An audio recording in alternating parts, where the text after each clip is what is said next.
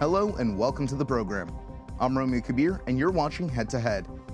Cybersecurity stories have become increasingly more prominent in our headlines, and often it seems that barely a day goes by without a disclosure about a major hack.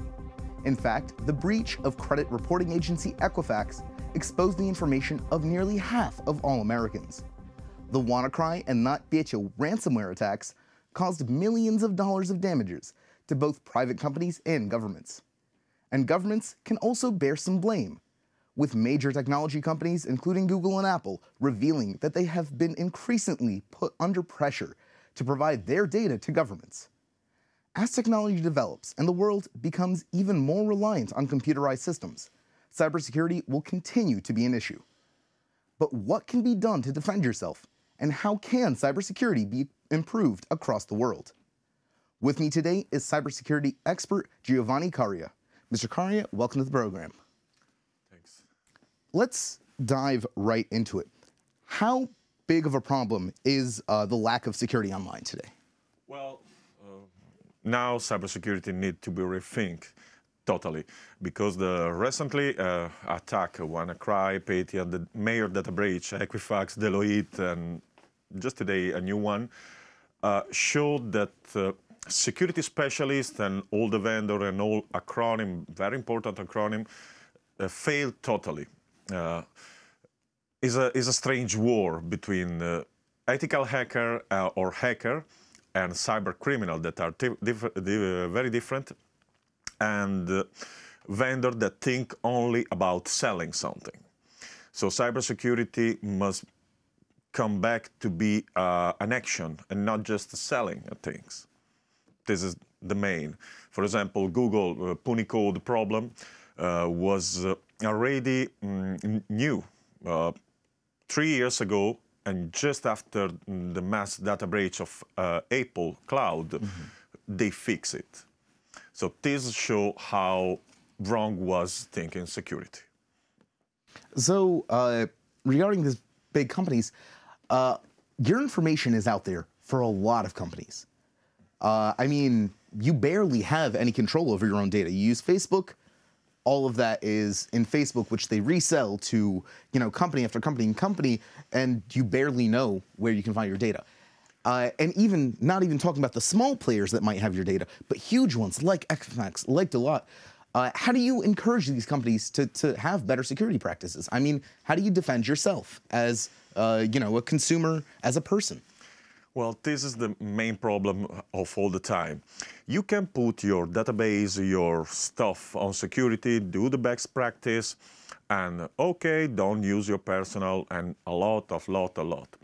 But if you think about everything and you follow ISO or PCI or HIPAA or other compliance, and then you have a weak point in your chain that put password 1, 2, 3, 4, 5, is a data breach, is an open door.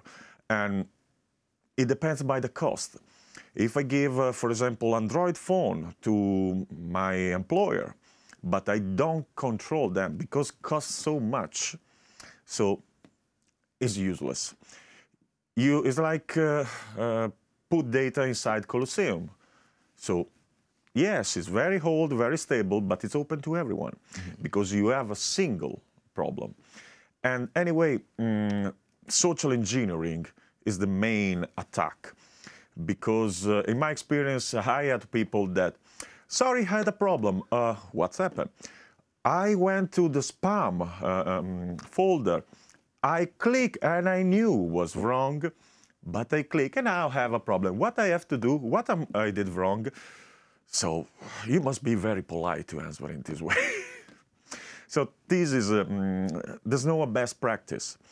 You must have, for my point of view, yes, good manager that put firewall, IDS, IPS and everything, but even an active defense, incident response management that check every time and have white paper to what to do. So if you have a complete monitoring and persistent monitoring, this will help a lot. So I'm not very a cybersecurity specialist. I'm a ethical hacker. That I think is better than cybersecurity specialist, because now is terms that everybody use, and sometimes it's strange. Like Equifax, the head of cybersecurity was hard in school, so very far from for security. So you need somebody that have the curiosity and the skills to do, because basically hackers are the doers. They are not skilled, they have no university, maybe they have, but they won't do. So, and they find how to do, because they can count on a very large community, and they know where to find information.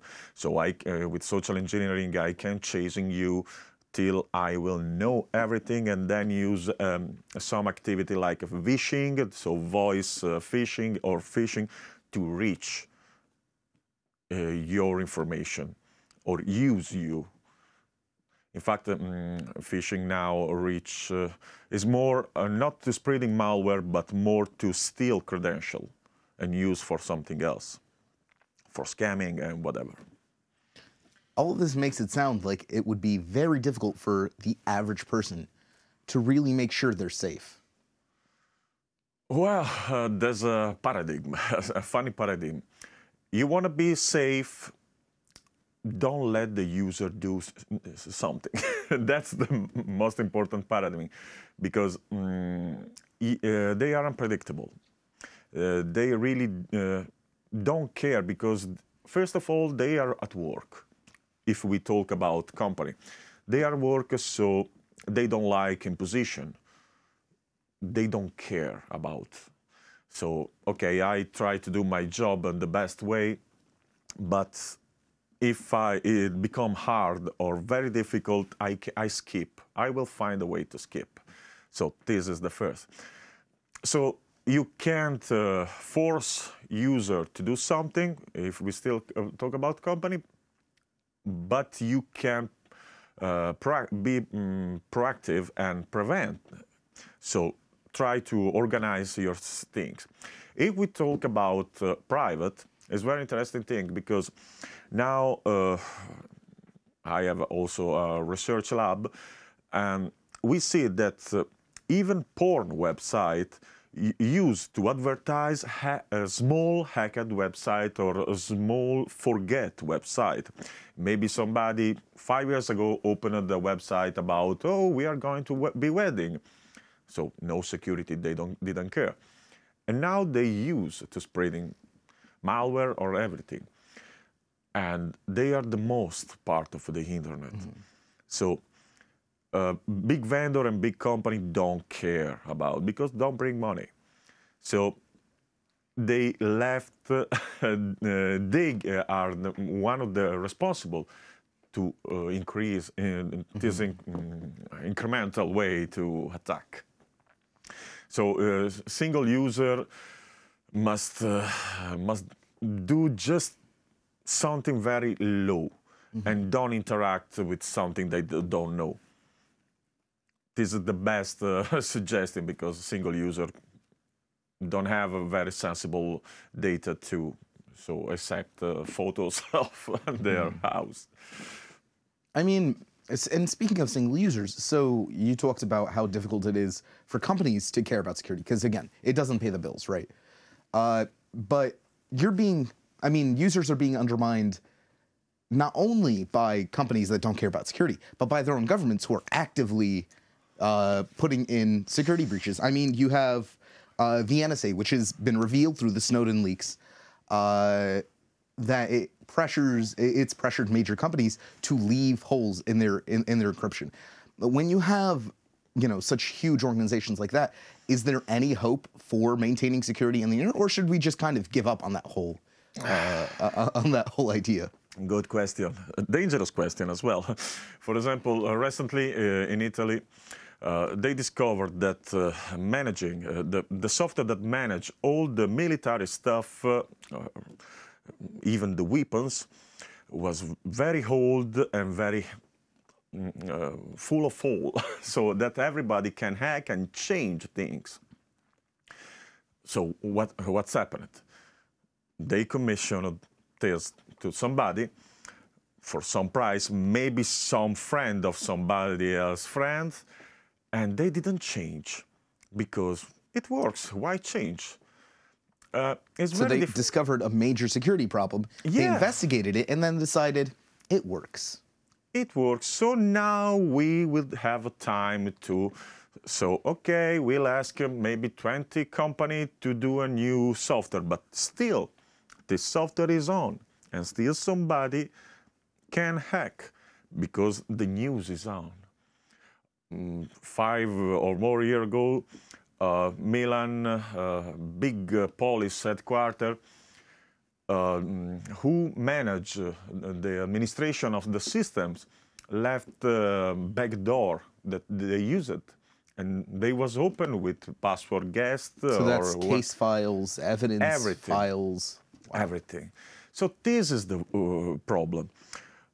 It's very usual that they say, okay, I don't care if I have a problem. I will fix when start to be a problem. And this is a commercial mentality. It's not about security. So now is the time to change the security. For this, also activism started to put on shame all this stuff. And speaking of, I mean, shaming companies, I guess, and governments can have some effect, but it feels a lot like governments especially have far more of an incentive to keep security lax. For example, you know, we had back in 2010, we had the first example of actual militarized cyber warfare, right? Stuxnet. And I can only imagine that 7 years on, those weapon development programs have not stopped. So it seems to me like this, it's a very tall order here to tell governments often, or people in power, people in authority, to act against their own interests, when in a lot of cases their interest is, well, I want to keep it open so I can attack it. Well, it's very strange things, because it's still the problem of the mentality and who take care of security. For example, I can say now, for example, American government use a lot HackerOne, where ethical or white hackers and gray sometimes check the bug. So they are allowed to check the bug. Till some years ago, this was impossible to think. But now as they start to open and accept, okay, stop to be enemy and start to be who fix our problem. Because it costs less, because the bug bounty is not so expensive that pay somebody and give all the trust to somebody. You don't know if really. So the danger can be everything. But this will help a lot, and the world is going to change, even for the government. Now, to kind of wrap up here, Ukraine very often is said to be an information war with Russia, right? And not just Ukraine, the entire West. A lot of the times, if you read Western media, you'll feel like Russia is invading Poland today. And obviously, after the NotPetya ransomware attack, which a lot of experts still claim was a Russian attack. I mean, there's been a lot to debunk this, of course, but you still hear this kind of paranoia a lot. Yeah, of course. But it can't be denied that Russia, of course, is taking some measures to curb Western influence and spread its mind, as the nature of governments, right? For Ukraine particularly, is this something they should be worried? Like, should they be worried about a ransomware attack or a malware attack that actually does come from a nation state, from an aggressor state like Russia? Is this something they should be worried about? And if so, what can Ukraine do? Well, is the Cold War between every government of the world changed because they found the possibility to use even the vendors For example, in a lot of HP laptop, they discover audio keylogger. Or China's government in Huawei phone, they had some. Or in APK Android store, they found a lot of stolen data. So it depends geographically. For example, Ukraine, they have a good position. It's just in front of Russia. He have a problem with Russia. So why don't use Ukraine to have a cyber warfare position, you know? So I help you, but this, of course, is my opinion, but is logic. So it's not government stuff. They care only to understand the people. For example, they can't make a surveillance about audio, phone to everyone and legal. So they start to put illegal capturing device. And in Ukraine, you have a lot, like in Italy, like in every part, because it's easy. So government made their plan.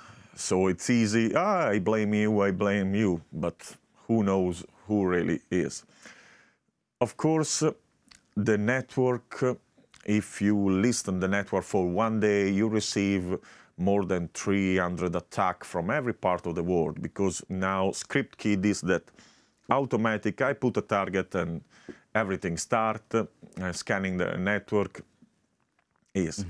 Somebody have a very fancy name, national security, the government of, but it's just name, nothing else. So for this, you can't really know. But of course, it's interesting for government to have some position. Yeah. Well, Mr. Giovanni, thank you very much for joining us. It was a very interesting conversation. Thank you. This has been Giovanni Caria. He is an ethical hacker from Italy, and you've been watching UATV.